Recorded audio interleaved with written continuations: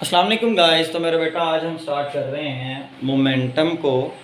तो थोड़ा बहुत मोमेंटम के बारे में यहाँ डिस्क्राइब किया हुआ है, ज़रा देखें। अगर छोटी क्लास की बात करें तो मोमेंटम के बारे में मेरा बेटा आप क्या कहते हैं? आप ये कहते हैं ये जो cross product of mass and velocity है, इसे आप मोमेंटम का नाम देते हैं। और आपने कहा मोमेंटम को P से रिप्रेजेंट करते हैं। मोमेंटम का फार्मूला mv है और इसका यूनिट किलोग्राम मीटर पर सेकेंड, या दूसरा यूनिट इसका न्यूटन सेकेंड है, और एक वेक्टर क्वांटिटी। यही कुछ आपने पढ़ा हुआ है। लेकिन बेसिकली मेरे बेटा अगर हमने मोमेंटम को जज करना है तो उसको कैसे जज करेंगे? फील करना है। मोमेंटम क्या होता है? आइदर व्हाट इज मोमेंटम, ये क्या है। मैं आपको एक एग्जांपल देता हूं कि बेटा आपके पास ये दो मैसेज हैं m1 और m2, दोनों का मैस आपको सेम नजर आ रहा है, दोनों का मैस आपके पास मेरा बेटा सेम है, लेकिन इन दोनों की जो वेलोसिटी है वो मेरा बेटा डिफरेंट है।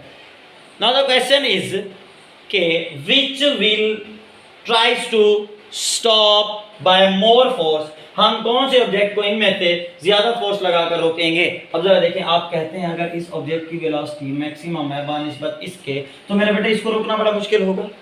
मैस दोनों का सेम है लेकिन वेलोसिटी दोनों की डिफरेंट है, तो उसको रोकना ज्यादा मुश्किल होगा जिसकी वेलोसिटी ज्यादा है। दो बॉल्स आ रही है ना मेरे बेटा आपके पास, उनमें से उसको रोकना आसान होगा जिस बॉल की स्पीड कम होगी, और उसको रोकना बड़ा मुश्किल होगा जिस बॉल की स्पीड आपके पास मेरा बेटा बहुत ज़्यादा स्पीड होगी, उसको रोकना इंतहाई मुश्किल होगा। अब एक और केस लेते हैं कि अब मेरा बेटा मैसेज इक्वल नहीं है, एक का मैस 2 kg और दूसरे का मैस 10 kg है, लेकिन दोनों की मेरा बेटा वेलोसिटी सेम है। तो अब बताएं जरा, अब ये बताएं कि अब इनमें से किसको रोकना मुश्किल होगा।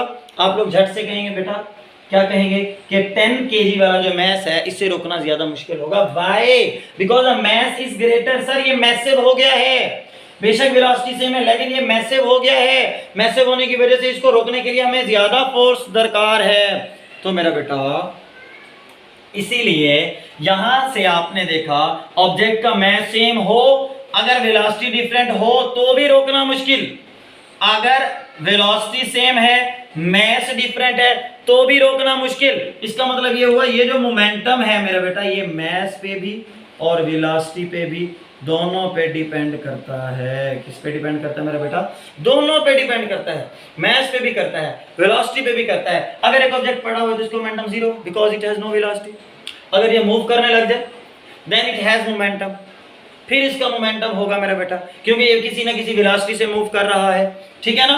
तो मतलब कि मोमेंटम एक ऐसी चीज है कि ऑब्जेक्ट अगर m है और उसकी वेलोसिटी भी है तो मतलब हमेशा मूविंग ऑब्जेक्ट का मोमेंटम होगा, हमेशा मूविंग ऑब्जेक्ट का मोमेंटम होगा। ऑब्जेक्ट का मैस भी हो और जब वो मूव कर रहा हो v भी हो, तो m और v का प्रोडक्ट मेरा बेटा क्या बना देता है? आप क्या बना देता है मेरा बेटा? मोमेंटम बना देता है। क्या बना देता है मेरा बेटा? मोमेंटम। अगर एक और डेफिनेशन की जाए, अब ये एक मैस m है और ये मूव कर रहा है विद अ वेलोसिटी v, तो मेरा बेटा ये क्या बताता है हमें? हमें ये बताता है मैस मतलब क्वालिटी ऑफ मैस की वजह से वी कैन ऑब्जर्व, हम क्या ऑब्जर्व करते हैं? Quantity of motion. Quantity of motion, हम क्वांटिटी ऑफ मोशन को ऑब्जर्व करते हैं, quality of mass. Quality of object, sorry quality of object, object की क्वालिटी से। अब ऑब्जेक्ट की क्वालिटी में क्या है? अभी ऑब्जेक्ट का मैस भी है, ऑब्जेक्ट की वेलोसिटी भी है। अब जब ये मूव करेगा, हाँ अगर मैस कम है वेलोसिटी ज्यादा है तो क्वांटिटी ऑफ मोशन भी तो मेरा बेटा ज्यादा हो जाएगी ना, रोकना मोशन ज्यादा हो गया। अच्छा, और अगर मैस ज्यादा हो गया वेलोसिटी कम, तो भी क्वांटिटी ऑफ मोशन हमें कुछ ना कुछ बता रही है। तो मतलब ये जो इफेक्ट है, ये जो इफेक्ट है एक मूविंग ऑब्जेक्ट का मेरा बेटा, ये क्या है आपके पास? मोमेंटम। और मोमेंटम का मेरा बेटा यूनिट जो वेक्टर है, वेक्टर क्वांटिटी आपको मैग्नीट्यूड देती है, और मेरा बेटा आपको क्या देती है? डायरेक्शन देती है। और इसकी डायरेक्शन कहाँ होगी मेरा बेटा? In the direction of velocity, in the direction of मेरा बेटा जो वेलोसिटी है। और एक और बात, ये किलोग्राम पर सेकंड को न्यूटन सेकंड क्यों कहा जाता है मेरा बेटा? जरा देखें, ये है किलोग्राम मीटर पर सेकंड, मल्टीप्लाई कर दें s से और डिवाइड कर दें s से, s ऊपर जाएगा, जब ऊपर जाएगा मेरा बेटा तो s माइनस का बनेगा, ये वाला वैसे का वैसे। अब ये दोनों जब मिलेंगे तो किलोग्राम ms-2 बनेगा। ये मल्टीप्लाई हो रहा है s kg-ms-2 किसके बराबर होता है मेरा बेटा? न्यूटन के बराबर होता है, और ये साथ में s हो गया न्यूटन सेकंड के बराबर।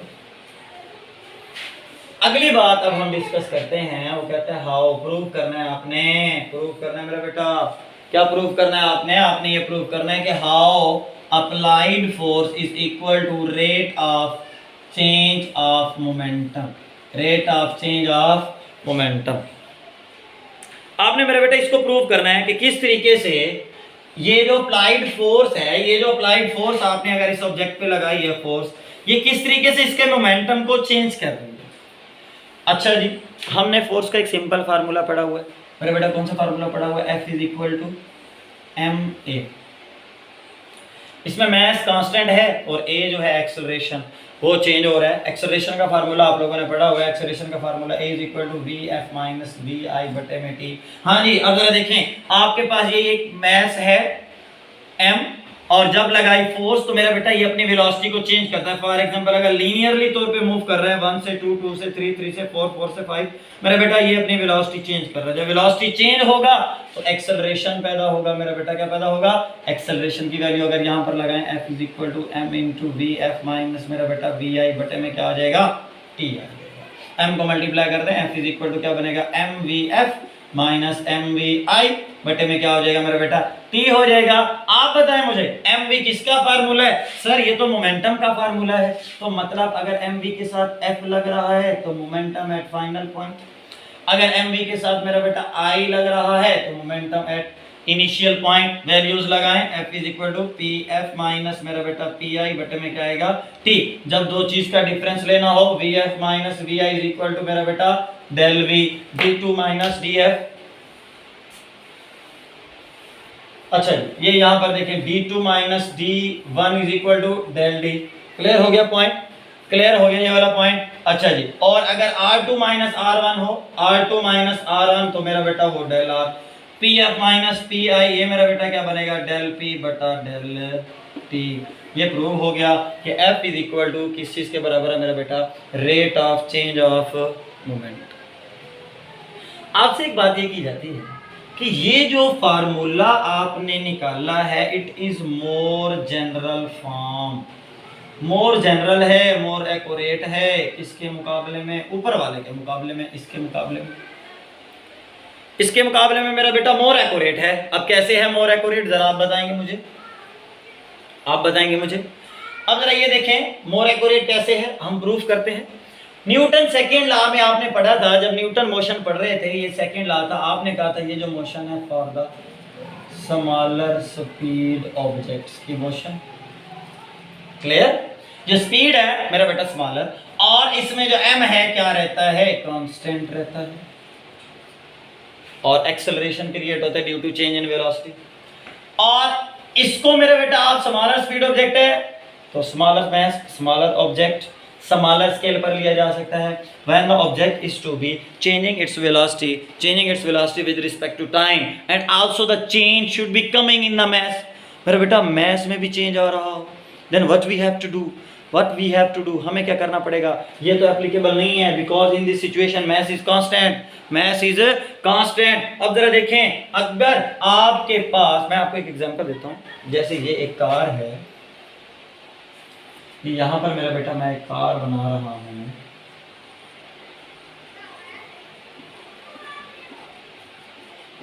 अब ये जो कार है मेरा बेटा ये लाहौर जाएगी, लाहौर। इस कार का जो वेट था वो 5 फॉर एग्जांपल लेट कर लेते हैं 500 kg था, और जब आपने लाहौर जाना था तो आपने इसके टैंक को फुल करवाया, ऑयल फिल करवाया, तो मेरा बेटा इसका वेट बढ़ेगा घटेगा? बताएं जरा, बढ़ेगा। तो मतलब 570 हो गया। अब इनिशियल जो इसका मैस है वो mi जो है मेरा बेटा आपके पास 570 है। अब यही कार जब लाहौर पहुंच गई, इसका मैस बताएं जरा कितना बच गया होगा? हाँ 500 बच गया होगा। कैसे? बिकॉज ये जो टैंक था ये तो यूज हो गया, ये 70 kg वाला जो टैंक था ऑयल से भरा हुआ था, ये तो यूज हो गया। अगेन ये देखिए बेटा, अब इसका मतलब ये with the passage of time velocity तो वैसे चेंज हो रहा है, लेकिन उसके साथ साथ मास में भी मेरा बेटा चेंज आ रहा है। 5 kg मास में भी मेरा बेटा चेंज आ रहा है। जब चेंज आ रहा है तो मतलब if you have to find the value of force by changing the momentum with respect to mass at each interval of time, then you have to use this formula। फिर आपको ये फार्मूला यूज करना पड़ता है, because अगर आपने time interval पर with respect to mass ratio, with respect to velocity ratio अगर आपने मालूम करना है, ईच इंटरवल अगर आपने मालूम करना है, तो उसके लिए मेरा बेटा ये फार्मूला क्या है, बहुत बेस्ट है। यहाँ पर सिर्फ मास कांस्टेंट रहता है, मास के अंदर वेरिएशन नहीं होती। यहाँ पर मेरा बेटा with the passage of time mass के अंदर भी वेरिएशन आ रही है। तो जब ऐसी सिचुएशन हो जहाँ पर मास कांस्टेंट ना हो, मास कांस्टेंट ना हो, तो मेरा बेटा वो आपके पास जो बनता है F is equal to del P by del T बनता है, और ये मोर एक्यूरेट फार्मूला है। I hope it will be clear, I hope it will be clear. इसके बाद